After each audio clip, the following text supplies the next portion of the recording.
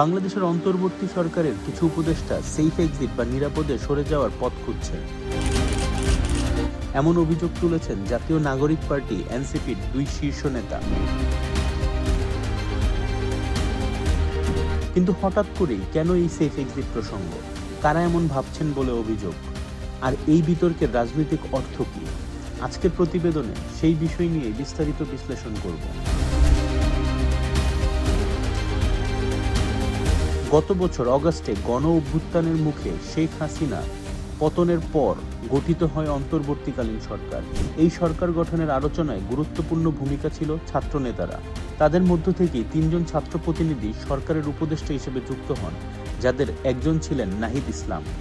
1 বছর না পেরোতেই এখন সেই আন্দোলনেরই নেতৃত্ব দেয়া এনসিপির নেতারা বলছেন, উপদেষ্টাদের কেউ কেউ দায়িত্ব পালন না করে বরং নিরাপদে সরে যাওয়ার পথ খুঁজছেন। প্রথমে এনসিপির আহ্বায়ক নাহিদ ইসলাম একটি টেলিভিশন সাক্ষাৎকারে বলেন, অন্তর্বর্তী সরকারের কিছু উপদেষ্টা বিভিন্ন রাজনৈতিক দলের সঙ্গে যোগাযোগ রাখছেন এবং নিজেদের সেফ এক্সিটের কথাও ভাবছেন। উপদেষ্টারা অনেকেই বিভিন্ন রাজনৈতিক দলের সাথে লিয়াজু করে ফেলেছে, তারা নিজেদের সেফ এক্সিটের কথা ভাবতেছে। এরপরই একই সুরে বক্তব্য দেন এনসিপির উত্তরাঞ্চলের মুখ্য সংগঠক সার্জিস আলম। তিনি বলেন, কিছু উপদেষ্টার আচরণে মনে হচ্ছে তারা শুধু নির্বাচনের মধ্য দিয়ে দায়সারা দায়িত্ব শেষ করে সরে যেতে চান, কিন্তু পৃথিবীতে একটাই সেফ এক্সিট আছে, তা হলো মৃত্যু। কিছু উপদেষ্টার মধ্যে আমরা এই আচরণ দেখতে পাচ্ছি যে তারা এখন কোনোভাবে দায়সারা দায়িত্বটা পালন করে নির্বাচনের মধ্য দিয়ে এক্সিট নিতে পারলে হইল। পৃথিবীতে সেফ এক্সিট নেওয়ার একটাই জায়গা, সেটা হচ্ছে মৃত্যু। এই মন্তব্যের পর থেকে রাজনৈতিক অঙ্গনে শুরু হয় নতুন আলোচনা। এনসিপির সদস্য সচিব আক্তার হোসেন বিবিসি বাংলাকে বলেন, গণ অভ্যুত্থানের মূল আকাঙ্ক্ষা ছিল আওয়ামী লীগের বিচার ও রাষ্ট্রীয় সংস্কার, কিন্তু কিছু উপদেষ্টা সেই দায়িত্ব থেকে মুখ ফিরিয়ে নিয়েছেন। নাহিদ ও সার্জিস আসলে সেই দায় এড়ানোর কথাই বলছেন। তিনি আরও বলেন, যাদের এই সংস্কার ও নির্বাচন নিশ্চিত করার দায়িত্ব দেওয়া হয়েছিল তারা অনেকেই এখন ক্ষমতা হস্তান্তরের প্রস্তুতি নিচ্ছেন, অর্থাৎ সেফ এক্সিট চাইছেন। উপদেষ্টা পরিষদের দীর্ঘ সময়ের কার্যকলাপ দেখে মনে হয় যে তারা শুধুমাত্র ক্ষমতা হস্তান্তর করতে যেতে পারলেই তারা বেঁচে যান। যেন তেনভাবে ক্ষমতা হস্তান্তর করে সেফ এক্সিট নেওয়ার তাদের যে মানসিকতা, সেই জায়গাটাতে পরিবর্তন যাতে আসে। অভিযোগের জবাবে বুধবার সচিবালয়ে সাংবাদিকদের মুখোমুখি হন পরিবেশ উপদেষ্টা সৈয়দা রিজওয়ানা হাসান। তিনি বলেন, নাহিদ ইসলামের বক্তব্যটা যদি নির্দিষ্ট হতো তাহলে সরকারের পক্ষ থেকে কিছু বলা যেত, তবে তিনি যদি অভিযোগ তুলেন তাকে প্রমাণ দিতে হবে।